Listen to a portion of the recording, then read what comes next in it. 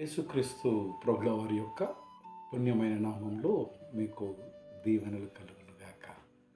పవిత్ర గ్రంథమైనటువంటి బైబిల్లో అనేక మంది భక్తులు తమ యొక్క వైవిధ్యమైనటువంటి భక్తిని, ప్రాముఖ్యంగా ప్రార్థనలో వారి యొక్క పద్ధతిని మనము నేర్చుకోగలుగుతాం.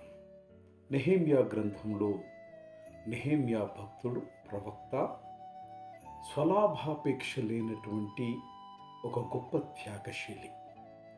నెహెమ్యా ప్రవక్త దేవుని కొరకు తన సంపూర్ణమైన జీవితాన్ని అంకితము చేసుకున్నటువంటి ఒక ఘనమైనటువంటి దైవభక్తుడు. ఇంతగా వారి జీవితంలో అభివృద్ధి చెందడానికి కారణం దేవుడు రాజ్యంలో ఇచ్చినటువంటి గవర్నర్ యొక్క బాధ్యతల్ని ధర్మంగా నిర్వర్తించడానికి కలిగినటువంటి కారణం, లేదా దాని వెనుక ఉన్నటువంటి ప్రాముఖ్యమైనటువంటి రహస్యం ఏదనగా వారు చేసినటువంటి ప్రార్థన. నెహెమ్యా గారు చేసినటువంటి ప్రార్థనలు 7 రకములుగా మనం బైబిల్ గ్రంథంలో చూడగలుగుతాం. ప్రధానమైనది పశ్చాత్తాప ప్రార్థనను మనం చూస్తాం. నెహెమ్యా గ్రంథం 1వ అధ్యాయం 9వ వచనంలో.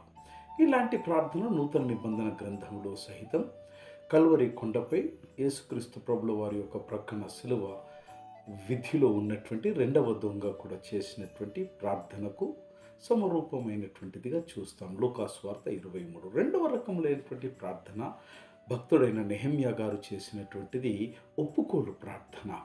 1వ అధ్యాయం 9వ అధ్యాయంలో ఇటు విషయాన్ని చూస్తాం.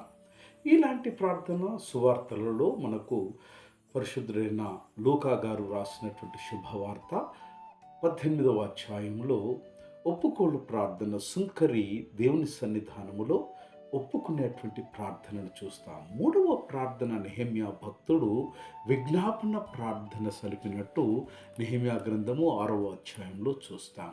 యేసుక్రీస్తు ప్రభుల వారు కూడా విశ్వవాళి కొరకు, సమస్తమైనటువంటి మనుచుకోటి కొరకు వారు విజ్ఞాపన ప్రార్థన చేసినట్టు పరిశుద్ధులైన పౌలు గారు వారు రాసినటువంటి ఉత్తరము, రోమీలకు రాసిన ఉత్తరం 8వ అధ్యాయంలో మనం కనుగొంటాం.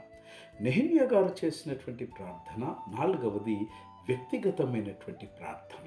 ఆ ప్రకారంగానే యేసుక్రీస్తు ప్రభుల వారు కూడా వ్యక్తిగతమైనటువంటి ప్రార్థనను సలిపిన విధానాన్ని పరిశుద్ధుడైనటువంటి లూకా వ్రాసిన శుభవార్త 14వ అధ్యాయంలో మనం కనుక్కుంటాం. 5వది నెహెమ్యా భక్తుడు సలిపిన ప్రార్థన ఉపవాస ప్రార్థన. ఇది ప్రార్థన నెహెమ్యా గ్రంథం 1వ అధ్యాయంలో చూస్తాం.